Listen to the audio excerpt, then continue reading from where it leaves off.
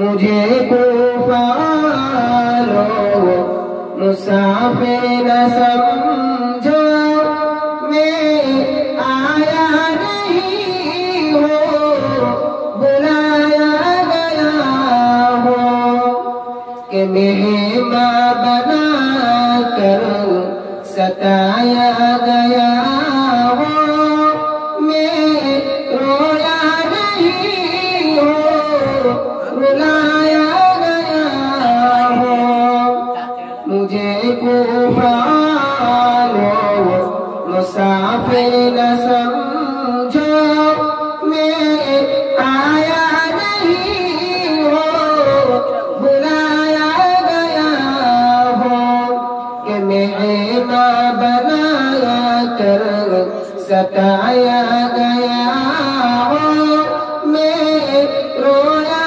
نہیں ہوں رلایا گیا ہوں۔ نعرہ تکبیر، نعرہ تکبیر، دوسرا سلسلہ شریف۔ خدا جانے کیسی ہے میں جوانی، 72 پیاسوں کا ہے بند پانی، مقدس میں حوض کوثر کا پینا، میں ایسا نہیں ہوں پلایا گیا ہوں، میں ایسا نہیں ہوں پلایا گیا ہوں، مجھے کوفہ والوں مسافر نہ سمجھو، میں آیا نہیں ہوں رلایا گیا ہوں۔ اللہم আর এই চ্যানেলগুলোকে প্রত্যেকে সাবস্ক্রাইব করবেন। আমাকে যারা ভালোবাসেন, এখানে যতগুলো চ্যানেল আছে বা এই ভিডিও যারা ছাড়বে, আমি অনুরোধ করব এদেরকে সাবস্ক্রাইব করবেন, এদের পাশে থাকবেন, এদেরকে আর্থিক সহযোগিতা করবেন। صلی علی سیدنا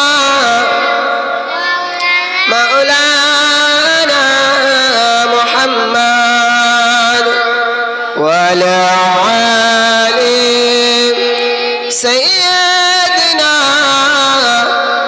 مولانا محمد۔ کلمہ کہ لا الہ الا اللہ، لا الہ الا اللہ، لا الہ الا اللہ محمد رسول اللہ، لا مقصود الا اللہ، لا محبوب الا اللہ، لا موجود الا اللہ، بولو لا الہ الا اللہ، لا الہ الا اللہ، لا الہ الا اللہ محمد رسول اللہ۔ اللہم صلی علی سیدنا وعلی آل سیدنا مولانا محمد۔ الحمدللہ، সমস্ত প্রশংসা, সমস্ত গুনাহগার সেই মহান রব্বুল আলামিনের উপরে, যিনি আমাকে আপনাকে পৃথিবীর জমিনে আল্লাহ পাক না চাওয়ায় না বলায় আমাদেরকে আখিরি জামানার নবীর উম্মত করে পাঠিয়েছে। সেই মহান রব্বুল আলামিনের উপরে কোটি কোটি মহান রব্বুল আলামিনের উপরে প্রত্যেকের শুকরিয়া জানাই, বলি আলহামদুলিল্লাহ। তারপরে পরে আমার আপনার নবী, প্রিয় নবী, যে নবী না এলে আসমান জমিন চন্দ্র সূর্য কুল কায়নাত কিছুই সৃষ্টি হতো না, সেই রাসূলুল্লাহর উপরে লাখো লাখো কোটি কোটি দরুদ ও সালাম উচ্চাপিত হোক, উদ্ভাসিত হোক। প্রত্যেকেই বলি সাল্লাল্লাহু আলাইহি ওয়াসাল্লাম। আমার দিনদার ইমানদার ভাইরা, আজ এই বাসুলডাঙ্গা অন্তর্ভুক্ত গ্রাম থেকে আজ বাৎসরিক ইসালে সব এবং দোয়ার মাহফিল করা হয়েছে। আমরা প্রত্যেকেই এসে এই দোয়ার মাহফিলে বসে যাই। এটা হলো একটি জান্নাতের বাগান। আল্লাহ পাক এর উসিলায় আমাদের প্রত্যেকের ছোট ছোট কবিরা সগীরা গুনাহগুলি মাফ করে দিতে পারে। আমরা প্রত্যেকেই এসে এই দোয়ার মাহফিলে বসে যাই। আমি অধম গুনাহগার, নগণ্য ফুরফুরা এক নগণ্য খাদেম আপনাদের কাছে এসেছি গুনাহগার। আপনাদের সামনে কিছু আল্লাহ আল্লাহ রসুলের আলাপ আলোচনা করার আল্লাহ পাক তৌফিক দান করুন।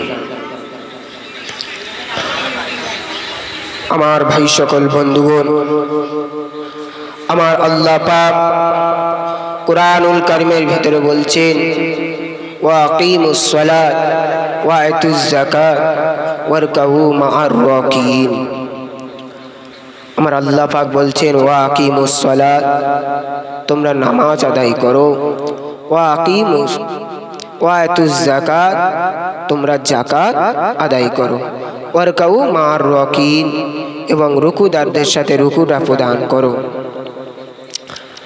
আজ আমরা আল্লাহ পাক এক জায়গায় নাই, কুরআনুল কারীমের ভিতরে 82 জায়গায় আমার আল্লাহ পাক বলেছে ওয়াকিমুস সালাত, তার সাথেও আমার আল্লাহ পাক বলেছে ওয়াতুজ যাকাত, তোমরা নামাজ পড়ো ওর সাথে সাথে তোমরা যাকাতটাও আদায় করো।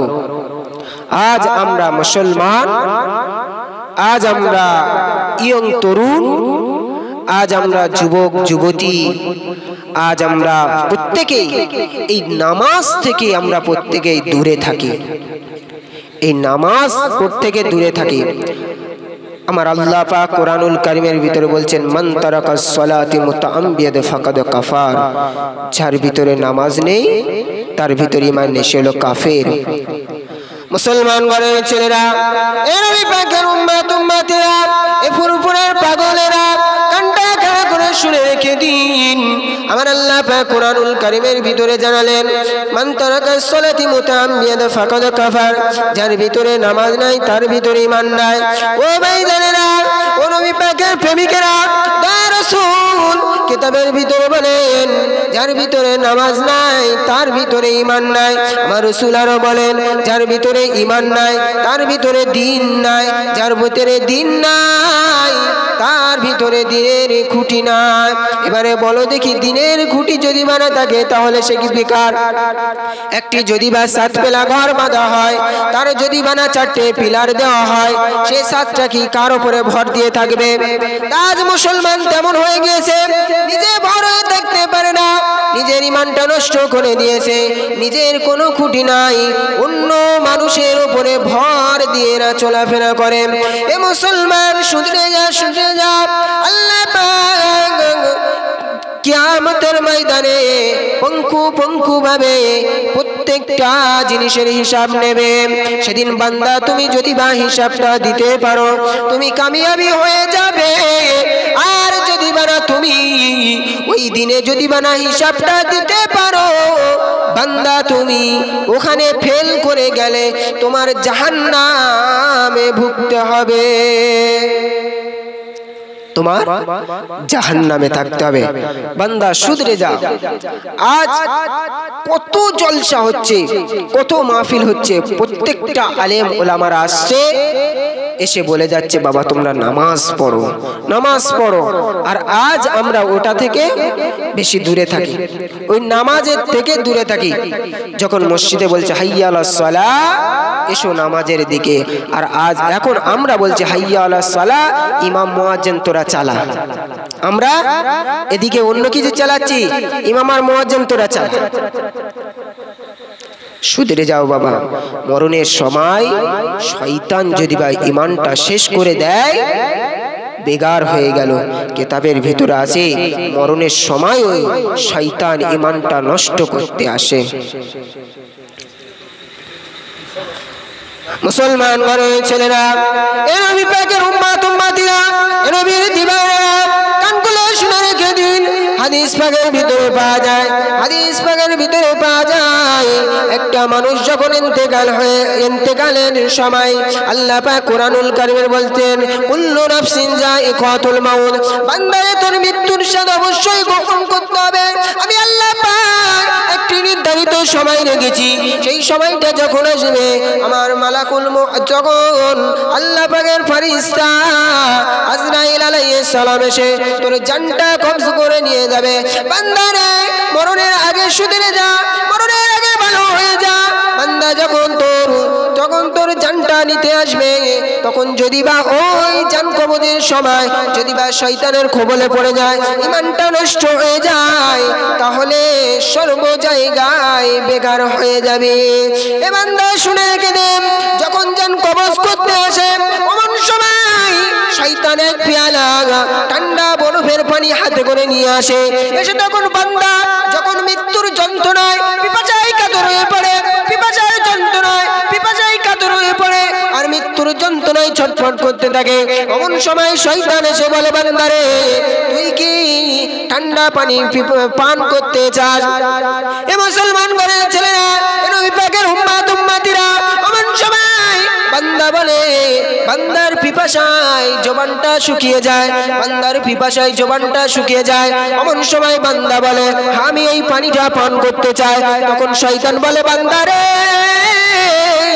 তুই যদি বা বলতে পারিস পৃথিবীতে লা ইলাহা ইল্লাল্লাহ মানে আল্লাহ ছাড়া অনেক মাবুদ আছে, তুই যদি বা এই কথাটা বলতে পারিস, তাহলে আমি এই বরফের পানিটা নিয়ে তোকে পান করাবো। বান্দা যদি বা তখন ঈমানওয়ালা হয়, বান্দা যদি বা ঈমানটা খাঁটি থাকে, বান্দার যদি ঈমানটা শক্ত থাকে, বান্দার যদি বা ঈমানটা যদি বা মুমিন বান্দা হয়, তাহলে শয়তানের দিক থেকে মুখ ফিরিয়ে নিবে। আর যদি বা বান্দাটা পৃথিবীর বুকে নামাজ পড়লো না, পৃথিবীর বুকে রোজা করলো না, পৃথিবীর বুকে অর্থ থাকতে সে যাকাত দিল না, সে হজ করলো না, সে যাকাত হজ দেওয়ার বলে সে জলসা দিল না, সে মসজিদে দেখলো না, মাদ্রাসা দেখলো না, সারা জীবনটা খারাপ পথে চালিয়েছে, সে ডানে সাঙ্গামাই দিয়েছে, গান বাজনায় টাকা দিয়েছে। বান্দারে মরণের সময় যদি বা শয়তানের আদেশটা মেনে নি, তাহলে তোর ঈমানটা নষ্ট হয়ে গেল আর জাহান্নাম তোর উপরে অবধারিত, তোর উপরে জাহান্নামটা অবধারিত। তো জাহান্নামের আযাব তোর পড়তে হবে পৃথিবীর জমিনে। তাই পৃথিবীর জমিন থেকে যাওয়ার আগে ভাগে তোমাদের ঈমানটা ঠিক করো, ঈমানটা ঠিক করো। ঈমানটা না ঠিক করলে সব বেকার হয়ে যাবে। মুসলমান ঘরের ছেলেরা, এ নবী পাকের উম্মত উম্মতিরা, এ নবীর দিবানা কান খুলে শুনে রেখে দিন। আল্লাহ পাকের এক সাহাবী যখন ইন্তেকালের সময় যখন তার যে যন্ত্রণায় মৃত্যুর যন্ত্রণায় ভুগছে, এমন সময় তার একটি আপন বন্ধু, খুব কাছের বন্ধু এসে বলছে, সেই বন্ধুটা পাশে শুয়ে আছে, সেই বন্ধুটা যে মৃত্যুতে ভুগছে, যখন তার মৃত্যুর যন্ত্রণায় সে কাতরাচ্ছে, এমন সময় তার বন্ধু এসে তার বলছে, বন্ধু বল লা ইলাহা ইল্লাল্লাহ মুহাম্মাদুর রাসূলুল্লাহ, লা ইলাহা ইল্লাল্লাহ মুহাম্মাদুর রাসূলুল্লাহ। যখন এই বন্ধুটা বলল, একবার যখন বলল, যে বান্দাটা মৃত্যুর যন্ত্রণায় কাতরাচ্ছিল সে লা ইলাহা ইল্লাল্লাহ পড়লো না। দ্বিতীয়বার যখন বলল, সে বান্দাটাও তখনও পড়লো না। আর তৃতীয়বার যখন বলল, তখন ওই সাহাবীটা বলেছিল আমি বলবো না। তখন এই তার বন্ধুটা চিন্তায় পড়ে গেল, আহারে আমার বন্ধু কি হয়ে গেল, আমার বন্ধু কি বলতে লাগলো, এ তখন চিন্তায় বসে থাকলো। কিছুক্ষণ পরে যে বান্দাটাই মৃত্যুর যন্ত্রণায় কাতরাচ্ছিল, সেই বান্দাটা বলতে লাগলেন, বন্ধু তুমি কি আমার কিছু বলেছো, বন্ধু তুমি কি আমার কিছু জিজ্ঞাসা করেছো? তখন বলতে লাগলো, বন্ধু রে আমি তোমাকে বলেছি লা ইলাহা ইল্লাল্লাহ মুহাম্মাদুর মুহাম্মাদুর রাসূলুল্লাহ, এইটা আমি তোমার বারে বলছিলাম বন্ধু, আমি তোমার এইটা বারে বলছিলাম। তখন বলছে, ও আমার ভাই, আমি যখন তুমি আমার এই কথাটা বলছিলে, তখন আমার কাছে শয়তান ইবলিস সে চলে এসেছে, এসে এক পেয়ালা পানি এনে আমাকে বলছে, বান্দারে তুই কি এই পানিটা পান করতে চাস? আমার জবানটা শুকিয়ে যাচ্ছিল। আমি তখন বলেছিলাম, হ্যাঁ বান্দা, হ্যাঁ আমি ওই পানিটা পান করতে চাই। তখন সেই ফেরাউন, তখন সেই শয়তান বলেছিল, বান্দারে তুই যদি বা এই পানিটা পান করতে চাস, তাহলে তুই বল, এই পৃথিবীর জমিনে নবীরা যে কথাগুলো বলে গেছে, এই কথাগুলো ভুল এবং মিথ্যা। তখন বলছিল, তুই যদি বা বলতে পারিস নবী আলাইহিস সালাম যে কথাগুলো বলে গিয়েছে এই কথাগুলো ভুল মিথ্যা, তাহলে আমি তোমাকে এই ঠান্ডা পানিটা পান করাতে পারি। মুখ ফিরিয়ে নিল। মুসলমান ঘরের ছেলেরা, নবী পাকের উম্মতিরা, শয়তান তখন পাড়ের দিকে চলে এলেন, এসে বলছেন, আবার পানির পেয়ালাটা নাড়াতে বলছে, বান্দারে তুই কি এই পানিটা পান করতে চাস? তখন বান্দা বলল, হ্যাঁ আমি পান করতে চাই। এমন সময় বলেছিলে, বান্দারে তুই যদি বা বলতে পারিস লা ইলাহা ইল্লাল্লাহ, আল্লাহ ছাড়া অনেক মাবুদ আছে, তাহলে আমি এই পানিটা তোর পান করাবো। তখন আমি বলেছিলাম, না আমি বলবো না বন্ধু গো, আমি শয়তানের সাথে কথা বলছিলাম, সেই জন্য তোমার কথায় কান আমি দিইনি, তোমার কথায় আমি কান দিইনি, আমি তখন শয়তানের কথায় ছিলাম। তাহলে শয়তান আসে মরণের সময়, ওই সময়টা যদি বা ইমানটা ঠিক করে রাখতে পেরেছো তাহলে ঠিক, না হলে সব করবা।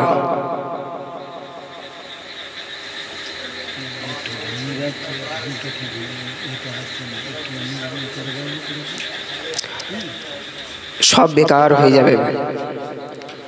যদি বা না হয় ওই সময় যদি বা শয়তান এসে তোমার যদি বা ঈমানটা নষ্ট করে দিয়ে যায়, তোমার সব বেকার হয়ে যাবে, কিছুই হবে না। ও আমার ভাইজানেরা, ও নবী পাকের প্রেমিকেরা, ও নবী পাকের আশিকেরা, আল্লাহর নবী আমার মদিনা নববী শরীফে বসে আছে। এমন সময় আল্লাহ পাকের ফেরেশতা হযরতে জিবরাইল আলাইহিস সালাম এসে আল্লাহ রাসূলকে সালাম দিতে লাগলেন। আসসালাতু ওয়াসসালামু আলাইকা ইয়া রাসূলুল্লাহ, আসসালাতু ওয়াসসালামু আলাইকা ইয়া হাবিবাল্লাহ। আল্লাহ রাসূল সালামের জবাবখানা দিয়ে বললেন, ইয়া আখি জিবরাইল, ও ভাই জিবরাইল আলাইহিস সালাম, তুমি আল্লাহ পাকের কাছ থেকে প্রত্যেকদিন সুসংবাদ নিয়ে আসো ভাই। তোমার চেহারাটা কত নূরানি থাকে, তোমার চেহারাটা কত নূরানি থাকে। ও ভাই জিবরাইল আলাইহিস সালাম, কি এমন সংবাদ নিয়ে এসেছো ভাই? তোমার চেহারাটা এত কালো বিকীর্ণ হয়ে গেছো কেন ভাই?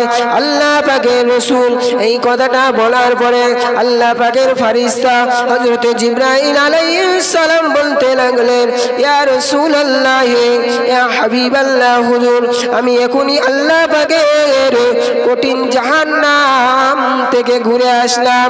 ইয়া রাসূলুল্লাহ, ইয়া হাবিবাল্লাহ, আমি আল্লাহ পাকের এখনই কঠিন জাহান্নাম থেকে ঘুরে এলাম।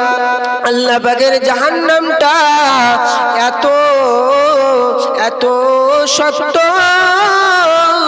ইয়া রাসূলুল্লাহ, ইয়া হাবিবাল্লাহ, হুজুর তাই আমার চেহারাটা এত কালো হয়ে গেছে,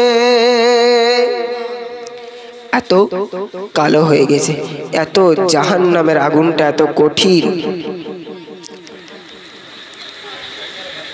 আল্লাহ রাসূল বলতে লাগলেন, ও ভাই জিবরাইল আলাইহিস সালাম, তুমি জাহান্নামটা পরিদর্শন করেছো ভাই, জাহান্নামের ভিতরে কি কি দেখেছো ভাই? একটু কি আমার ওইটা শোনাবে ভাই? আল্লাহ পাকের ফেরেশতা হযরতে জিবরাইল আলাইহিস সালাম বলেছিলেন, ইয়া রাসূলুল্লাহ, ইয়া হাবিবাল্লাহ, জাহান্নাম হলো 7টি, জান্নাত হলো 8টি।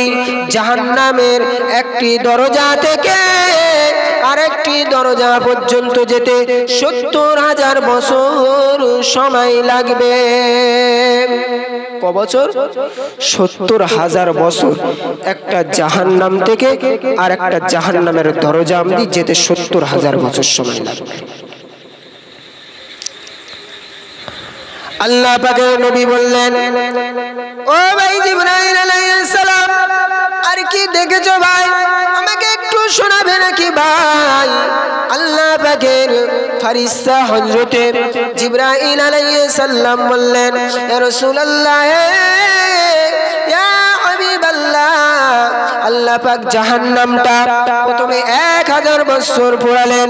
1000 বছর পোড়ানোর পরে জাহান্নামের আগুনের রং হলো সাদা। আল্লাহ পাক আরো 1000 বছর পোড়ালেন। 1000 বছর জাহান্নামের আগুনটা পোড়ানোর পরে জাহান্নামের আগুনের রং হলো লাল। ইয়া রাসূলুল্লাহ, ইয়া হাবিবাল্লাহ, আল্লাহ পাক আরো 1000 বছর জাহান্নামের আগুনটা পোড়ালেন। জাহান্নামের আগুনটা তারপরে কালো হয়ে গেলেন।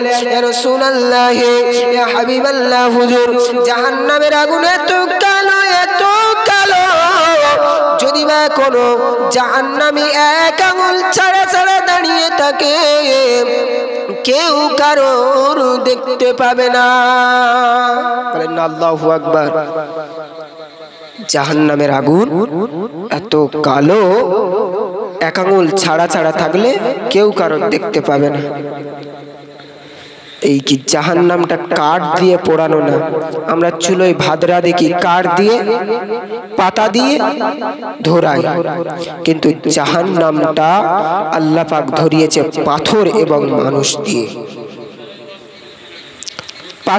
পাথর দিয়ে জাহান্নামের আগুনটা আল্লাহ পাক পুড়িয়েছে। 3000 বছর পোড়ানোর পরে আল্লাহ পাক জাহান্নামের আগুনটা কালো রঙে করেছে।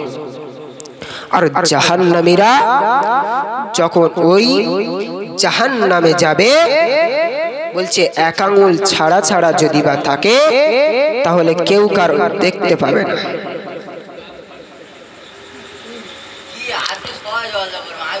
ও আমার ভাইজানেরা, আল্লাহ পাকের নবী বললেন, ও ভাই আজরাইল আলাইহিস সালাম, আল্লাহ পাকের নবী বললেন, ও ভাই জিবরাইল আলাইহিস সালাম, তুমি আর কি দেখেছো ভাই?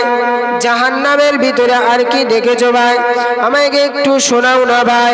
অমন সবাই আল্লাহ পাকের ফেরেশতা হযরত জিবরাইল আলাইহিস সালাম বললেন, ইয়া রাসূলুল্লাহ, ইয়া হাবিবাল্লাহ, জাহান্নামীদের পোশাক যদি বা আসমান এবং জমিনের মাঝখানে ঝুলিয়ে দেওয়া হয়, পৃথিবীর মানুষগুলো মারা যাবে। জাহান্নামীদের পোশাক যদি বা আসমান এবং জমিনের মাঝখানে ঝুলিয়ে দেওয়া হয়, তাম পৃথিবীর মানুষ ইন্তেকাল হয়ে যাবে। তাহলে জাহান্নামীদের পোশাকটা তাহলে কত তাহলে শক্ত। আমরা পাতলা পাতলা জামা পরছি, কিন্তু জাহান্নামীদের জামাটা হবে আল-কাদরা দিয়ে আগুনে পোড়ানো, সেই জামাগুলো জাহান্নামীদের পোড়ানো হবে। আল্লাহ পাকের ফেরেশতা হযরত জিবরাইল আলাইহিস সালাম বললেন, ইয়া রাসূলুল্লাহ, ইয়া হাবিবাল্লাহ, জাহান্নামটা যদি বা সূচ দিয়ে ফুটো করা হয়, ওই সেদা করে জাহান্নামীদের ওই জাহান্নামের আগুন যদি বা সূচের পরিমাণ, সূচের আগা পরিমাণ যদি বা পৃথিবীর জমিনে দেওয়া হয়, কিয়ামত পর্যন্ত আর পৃথিবীর জমিনে সবুজ লতা পাতা আর জন্মাবে না। একটু সূচের আগা পরিমাণ যদি বা জাহান্নামের আগুন যদি বা পৃথিবীর জমিনে দেওয়া হয়, তাহলে বলছে কিয়ামত পর্যন্ত আর সবুজ লতা পাতা জন্মাবে না। তাহলে জাহান্নামটা এত কঠিন। প্রত্যেকটা বক্তার মুখে, মসজিদে প্রত্যেকটা জুম্মায় ইমাম সাহেবরা বায়ান করছে, প্রত্যেক উলামারা বলে যাচ্ছে, বাবা নামাজ পড়ো, জাহান্নাম এত কঠিন, তবু এখন আমরা ফিরে আসছি না। আমরা পৃথিবীর মায়ায় পড়ে গেছি। এই পৃথিবীটা হলো ধোঁকা, ধোঁকা, ধোঁকা। এই পৃথিবী থেকে কোনো লাভ হবে না। আখিরাতের চিন্তা করো, সেখানে সারা জীবন তোমার থাকতে হবে, সেইটার চিন্তা করো। মানুষ সেখানকার কথা ভুলে গিয়ে আজকের পৃথিবীর মায়াজালে পড়ে গিয়েছে। আজ আমাদের ঈমানটা কত দুর্বল হয়ে গেছে। সাহাবাদের ঈমান ছিল কত, সাহাবাদের ঈমান কত খাঁটি ঈমান ছিল। আমার রাসূলকে যারা দেখেছিল তারা পৃথিবীর জমিনে ধন্য হয়ে গিয়েছিল। रहमते आलम नबी नूरे मुजस्सम, रहमते आलम नबी नूरे मुजस्सम, साहाबीरा आतोर बानाय ओई नबीजिर घाम। सुबहानाल्लाह बोले। আহা, আমার রাসূলুল্লাহর ঘাম মিশকে আম্বানের চেয়েও সুগন্ধি। আমার রাসূলুল্লাহর ঘাম নিয়ে সাহাবারা আতর হিসাবে মাখতো। তাই কবি বলছেন, রহমতে আলম নবী নূরে মুজস্সম, রহমতে আলম নবী নূরে মুজস্সম, সাহাবীরা আতর বানায় ওই নবীজির ঘাম, সাহাবীরা আতর বানায় ওই নবীজির ঘাম। চেনা জানো মানো কেমন দয়ার নবীজির, যাহার পাগল চন্দ্র সূর্য তারকারাজি, হায় হায় তারকারাজি। চেনা জানো মানো কেমন দয়ার নবীজির, যাহার পাগল চন্দ্র সূর্য তারকারাজি, হায় হায় তারকারাজি। তোমরা আরো শুনবানি সুন্দর কাহিনী, জান্নাতের ওই দোরে দোরে লেখা নবীর নাম। সুবহানাল্লাহ বলে। জান্নাতের ওই দোরে দোরে লেখা নবীর নাম। নবী রহমত আলম নবী নূরে মুজস্সম, রহমত আলম নবী নূরে মুজস্সম, সাহাবীরা আতর বানায় ওই নবীজির ঘাম, সাহাবীরা আতর বানায় ওই নবীজির ঘাম। উস্তুনে হান্নানা ছিল একটি খেজুর গাছের নাম, যেটা ধরে খুতবা দিতেন রাসূল আকরাম। উস্তুনে হান্নানা ছিল একটি খেজুর গাছের নাম, যেটা ধরে খুতবা দিতেন রাসূল আকরাম। গাছটি নবীর বিনয়ে কাঁদিতে রয়ে, গাছটি নবীর বিনয়ে কাঁদিতে রয়ে, সাহাবারা হতাশ হয়ে দেখিতে রয়ে। নারায়ে তাকবীর, নারায়ে তাকবীর। ফুরফুরা হক সিলসিলা শরীফ, ফুরফুরা হক সিলসিলা শরীফ, আবু বকর সিদ্দিক। নারায়ে তাকবীর। আজ আমরা রাসূলুল্লাহর কথাগুলো ভুলে গিয়েছি। আহা, সাহাবারা আমার রাসূলুল্লাহর কত মহব্বত করেছিলেন, কত ভালোবেসেছিলেন, আজ আমরা সেটা ভুলে গিয়েছি। আমি অধম গুনাহগার।